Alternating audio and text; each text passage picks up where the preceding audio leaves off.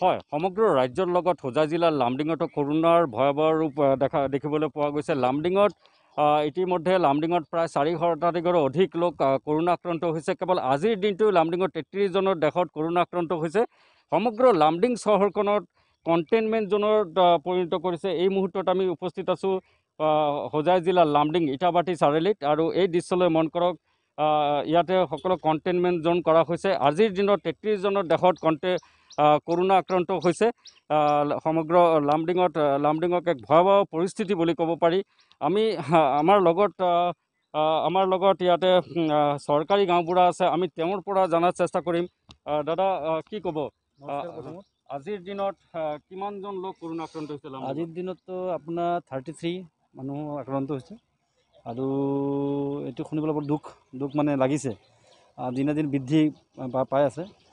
গতিকে মই মানে এটাই অনুৰোধ কৰোঁ, সকলো মানুহে গৈ পেলাই ঠিক টাইমত মানে আপোনাৰ ভেকচিনটো ল'ব লাগে, আৰু ভেকচিনটো ল'লে আমি অলপ মানে তাৰ পৰা আঁতৰাব পাৰিম। আজি লামডিঙৰ কোন কোন এলেকাৰ পৰা পজিটিভ হৈছে? আজি পজিটিভটো আমাৰ ঝুলনপুৰ ৰোডত আছে, তাৰপিছত west market, BMB school road, তাৰপিছত আমাৰ এই লংকা ৰোডত আছে, আনন্দপল্লী আছে, জৰং দিছা আছে, আৰু আমাৰ তেনেকুৱা ঝুলনপুৰত বেছি আছে।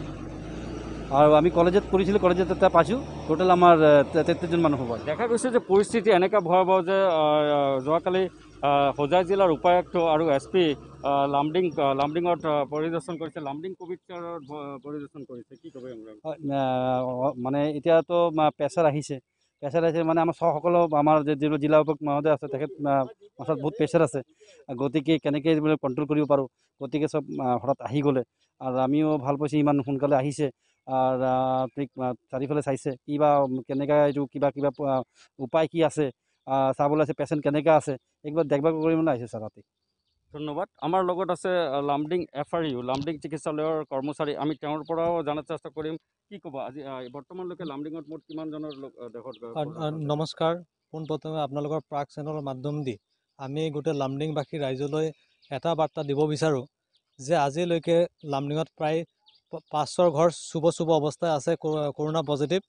আমি যদি সতৰ্কতা নাহওঁ তেনেহ'লে অহা দিনত লামডিঙৰ পৰিস্থিতি ভয়াৱহ হ'ব।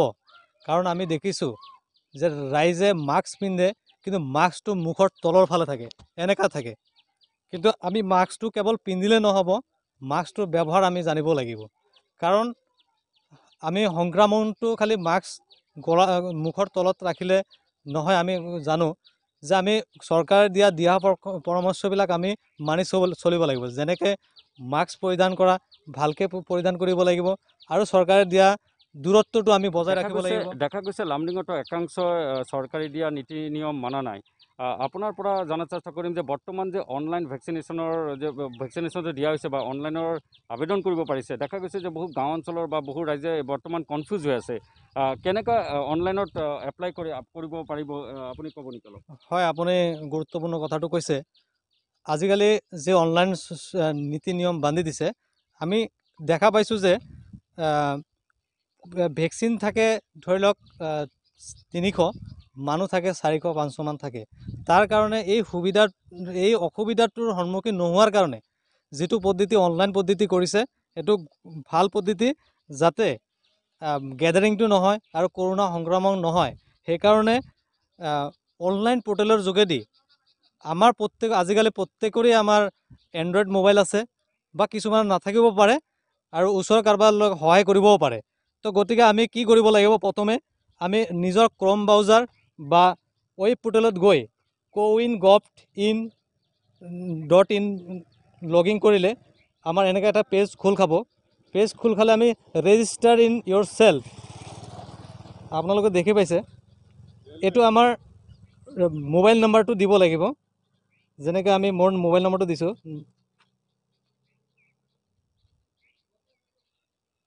মোৰ মোবাইলত এটা OTP আহিব এতিয়া।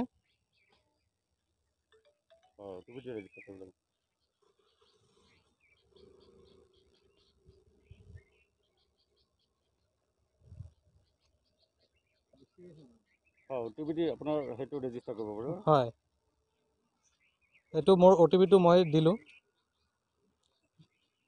দিয়াৰ পাছত দেখিছে মোৰ এইটো পেজ খোল খাইছে। আমি ইয়াত এড অপশ্যন বুলি এড ৰেজিষ্টাৰ্ড বুলি দেখা পাব। তাত দেখাৰ পাছত এতিয়া ইয়াত ধৰক চিডিউল অপশ্যন আছে।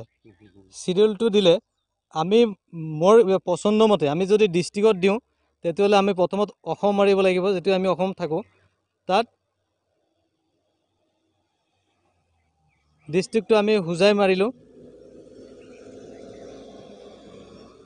হোজাই মাৰাৰ লগে লগে আমাৰ যিহেতু এতিয়া ভেকচিনেশ্যন চেণ্টাৰ এতিয়া বৰ্তমান নাই, আমাৰ 4টা বজাৰ ভিতৰত ক্ল'জ হয়, তো সেইকাৰণে আমাৰ এইটো চেণ্টাৰটো নাই। যেতিয়া থাকিব তেতিয়া আমাৰ ইয়াত খোল খাব। ধন্যবাদ। তেওঁ আমাক জানিবলৈ দিছে কেনেদৰে অনলাইনত এপ্লাই কৰিব পাৰে। যিসকল গাঁও অঞ্চলৰ ৰাইজ আছে তেওঁলোকৰ বাবে তেওঁ জানিবলৈ দিছে কেনেদৰে অনলাইনত এপ্লাই কৰিব পাৰে। আৰু এনেদৰে কিন্তু লামডিঙতো দেখা গৈছে যে লামডিঙতো দিনে দিনে বৃদ্ধি পাইছে। ইতিমধ্যে মৃত্যু হোৱাৰ শংকা লামডিঙতে বহুতে বৃদ্ধি পাইছে।